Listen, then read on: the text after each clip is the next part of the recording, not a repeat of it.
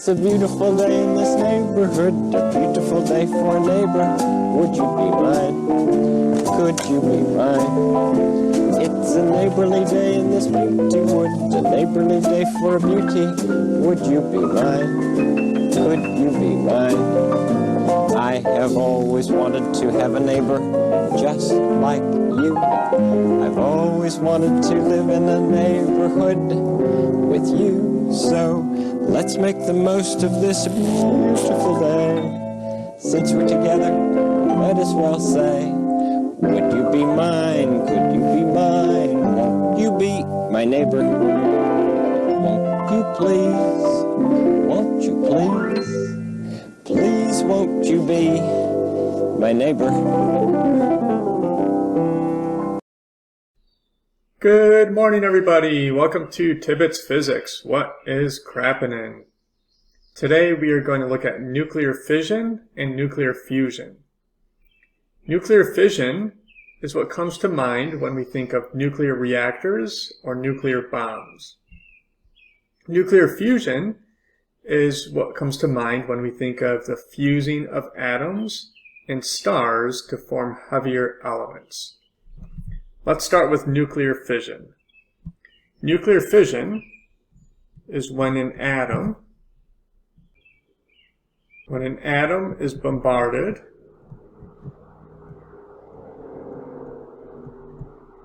with a neutron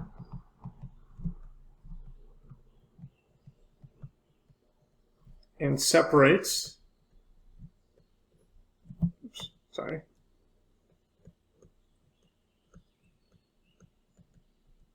into two new atoms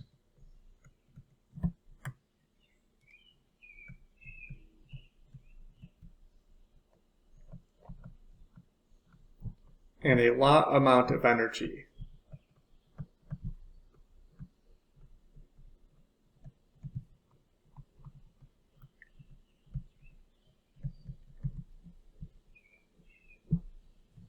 Let's just do a practice problem together to calculate the amount of energy that's released as a result of one neutron bombarding uranium. Number 7 is nuclear fission. It says calculate the energy released where uranium, krypton, and barium all have the given universal mass units. And we're told that uranium, 235, with 92 protons, is bombarded with a neutron. So 0 protons, 1 proton and neutron. And that causes it to decay into krypton, 92, with 36 protons, plus barium, 141, with 56 protons. This also results in the release of 3 neutrons and energy. And what we want to calculate is how much energy is released by just this one single neutron. So to calculate this, let's just calculate the change in mass by calculating the mass of the parent element, in this case uranium, plus the mass of the neutron, minus the sum of the masses of krypton, plus barium, sorry, that should be Ba, not just B, plus 3 times the mass of the neutron. All these masses are given to us in our Appendix B or in the worksheet. So I'm going to skip the process of plugging them in. And we get a change of mass to be 0.186033 universal mass units.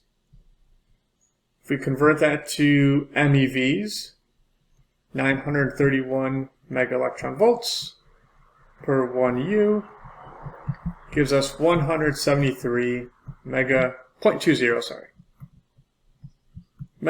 electron volts. Now this is just the result of one neutron. As we can see in our chain reaction, or in our reaction, sorry, that as a result of that one neutron, there are now 3 new neutrons released. Those 3 will then bombard 3 uranium atoms and release 3 times that amount of energy. And this is going to happen so on and so forth, where we're constantly releasing 173.20 MeVs per 1 neutron. Let's look at nuclear fusion.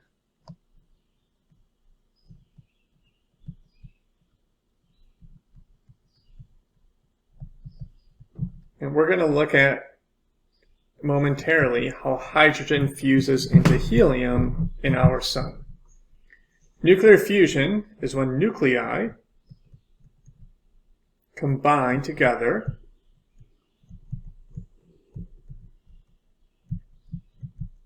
or we could say fuse together to form a more massive nucleus.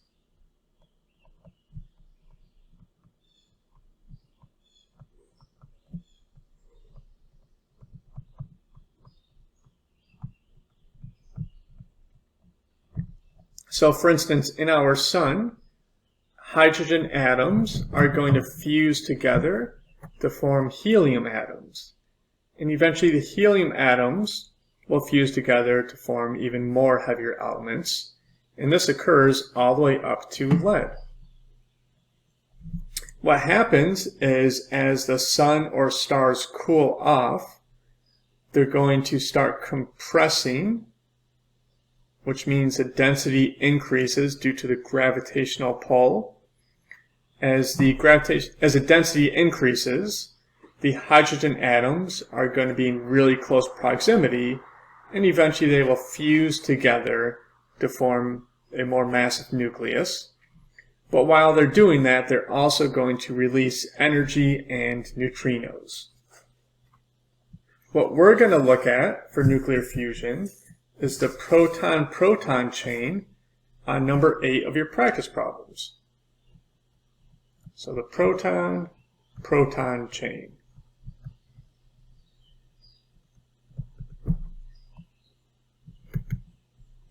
The first thing that we start with are 2 hydrogen atoms that fuse together. So a hydrogen plus a hydrogen is going to give us deuterium, or H2. This will also release, when the 2 hydrogens fuse together and give us H2, they're also going to release an positron. And to balance that positron, they have to release a neutrino.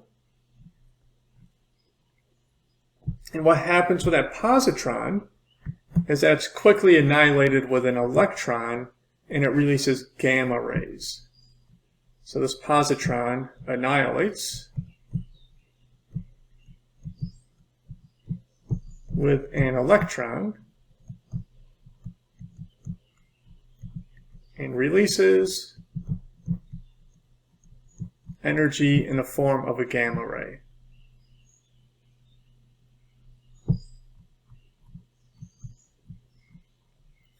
The neutrinos, they don't interact with the electrons or anything else, and that's why they are bombarding Earth constantly, because there's no interactions.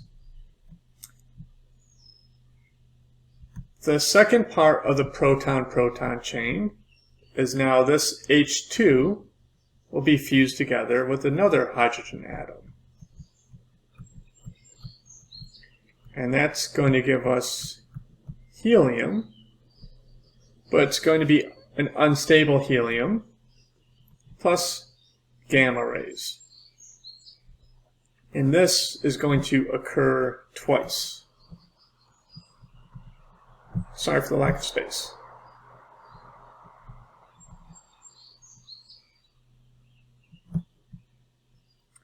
And then we have a couple of options. Option 1 is 2 of these H3s can fuse together.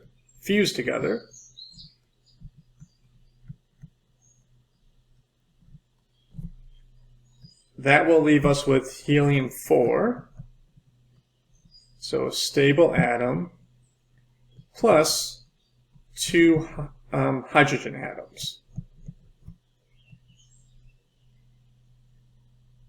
So this is how hydrogen eventually fuses into helium, into a much heavier element, while also releasing energy. The other option can also be that a hydrogen atom fuses with an H3 helium atom to give us He4. And that also releases a positron, or an anti-electron, and a neutrino. And that's it for this video. Thanks again for watching, and I'll see you next time. See ya!